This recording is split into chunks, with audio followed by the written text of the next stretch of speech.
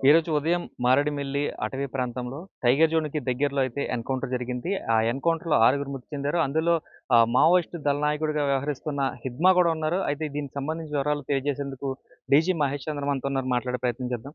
Sir చెప్పండి అసలు encounter ఎలా జరిగింది? ఏ సమయంలో జరిగింది? ఈరోజు మార్నింగ్ అరౌండ్ 6:30, 6:40 ఆ టైంలో స్టార్ట్ అయింది. Almost half an hour firing నడిచింది. యాక్చువల్లీ కంటిన్యూయస్‌లీ కొన్ని రోజుల నుంచి ఇన్ఫర్మేషన్స్ వస్తున్నాయి. సో, నిన్న మా ఎస్పీ గారు, ఓఎస్డీ గారు పార్టీ లాంచ్ చేశారు.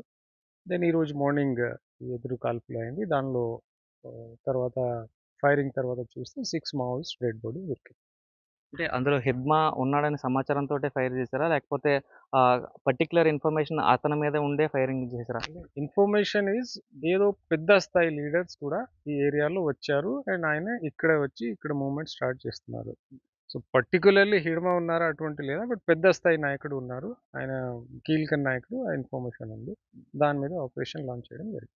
సో, హిడ్మా మీద ఆల్రెడీ ₹1,00,00,000 వరకు ఇప్పటికే ఇది కూడా ఉంది. అయితే దీనికి సంబంధించి ఎన్ని కేసులు ఉండొచ్చు సార్ అసలు ఆయన మీద? నంబర్ ఆఫ్ కేసెస్ అన్‌లిమిటెడ్ ఆయన మీద. బట్ మేజర్ గ్యాస్ట్రీ కేసెస్ అంటే అరౌండ్ 26, 28 కేసెస్ నాకు తెలిసే వరకు ఉన్నాయి. బట్ మేబీ మల్టిపుల్ కేసెస్ ఉండవచ్చు. ఎంటైర్ మూవ్‌మెంట్‌లో he has committed lot of atrocities.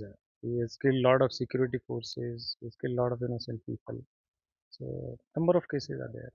అంటే హిడ్మాకి సంబంధించిన ఫ్యామిలీ మెంబర్స్ కూడా ఎన్‌కౌంటర్‌కి గురయ్యారని చెప్తున్నారు. వాళ్ళెవరున్నారు? హిడ్మా వారి భార్య రాజే ఉన్నారు. ఆమె కూడా చనిపోయారు దానిలో. She is also zonal committee member that battalion. Sir ఈ ప్రాంతంలో ఇది మూడో ఎన్‌కౌంటర్ అని చెప్పుకోవాలి. ఎందుకంటే గతంలో 2 జరిగాయి. ఇది మూడో ఎన్‌కౌంటర్. సో, అందరు మావోయిస్టులు ఇక్కడ షెల్టర్‌ని ఏర్పాటు చేసుకున్నారు. సో, దీని మీద ఏమన్నా ప్రత్యేకంగా చర్యలు సో, తీసుకుంటారా? దానికి మేము కంటిన్యూయస్‌గా ఇంటెలిజెన్స్ పెడుతున్నాము. Local police as well as మాకు స్పెషల్ వింగ్స్ ఉన్నాయి. కలిసి గట్టిగా చేస్తున్నాం. దానివల్ల వాళ్ళు ఎప్పుడు రావడానికి చూస్తే we are trying to neutralize them. ఫైనల్‌గా మావోయిస్టులకి ఏం చెప్తారు సార్ అసల? ఈ ఎన్‌కౌంటర్ నేపథ్యంలో ఏం చెప్పాలనుకుంటున్నారు? My request, my suggestion, government is accepting surrender. వాళ్ళు రీహాబిలిటేషన్‌కి గవర్నమెంట్ సహాయం చేస్తున్నారు. దయచేసి వచ్చేసి సరెండర్ అయిపోవాలి. Live a happy life. Enjoy a civilian good happy life. Sir encounter ముగిసినట్టేనా? ఇంకా కూంబింగ్ జరుగుతుందని చెప్తున్నారు. ఇంకా నడుస్తున్నాయి. మార్నింగ్ కాల్పులు ఆగిన తర్వాత మామూలు మాట్లాడితే మళ్ళీ మాట్లాడితే కంటిన్యూయస్‌గా కొంతమంది పారిపోయారు డిఫరెంట్ డైరెక్షన్స్‌లో. So, we have send another parties and operations is going on. So, sir ఇప్పుడు బోర్డర్‌కి సంబంధించి ఇటు పక్కన ఛత్తీస్‌గఢ్ కావచ్చు, ఒక పక్కన మనకి చూసుకున్నట్లయితే ఈ ఛత్తీస్‌గఢ్, ఆంధ్ర బోర్డర్ కావచ్చు, ఒడిస్సాకి బోర్డర్ కావచ్చు. సో, ఈ బోర్డర్ ఏరియా ఉండడం వల్లే ఇదంతా ఇక్కడ ఎక్కువగా కార్యకలాపాలు జరుగుతున్నాయి అనుకోవచ్చా? బోర్డర్ ఏరియా కూడా ఉన్నాయి. తర్వాత అడవి ఏరియా కూడా ఉంది.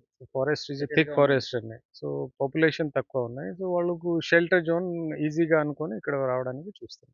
సార్ అంటే మారేడుమిల్లి ఇప్పుడు ఎక్కువగా పర్యాటకులు ఎక్కువ వస్తున్నారు. సో, ఈ నేపథ్యంలో మావోయిస్టుల కలకలం అనేది, ఇలాంటి ఎన్‌కౌంటర్‌లనేది వీళ్ళకి కొంచెం భయాందోళనకు గురి చేస్తుంది కదా! వాళ్ళకేం చెప్తారు? పర్యటనకి ఆహ్, టూరిజంకి ఏమి will give full security. That is why we are continuously operating in this area. ఎప్పుడు ఈ ఏరియాలో వాళ్ళు వస్తే we are keeping a watch and we are trying our best that Maoist do not disturb this area.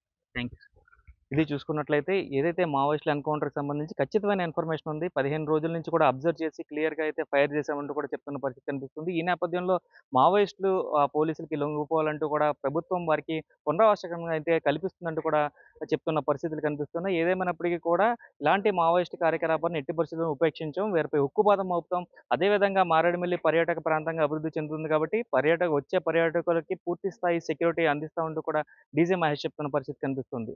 పూర్తిగా చూసుకున్నట్లయితే ఈ ప్రాంతాన్నంతటి కూడా ఇప్పటికే పోలీసులు పూర్తిగా మోహరించారు.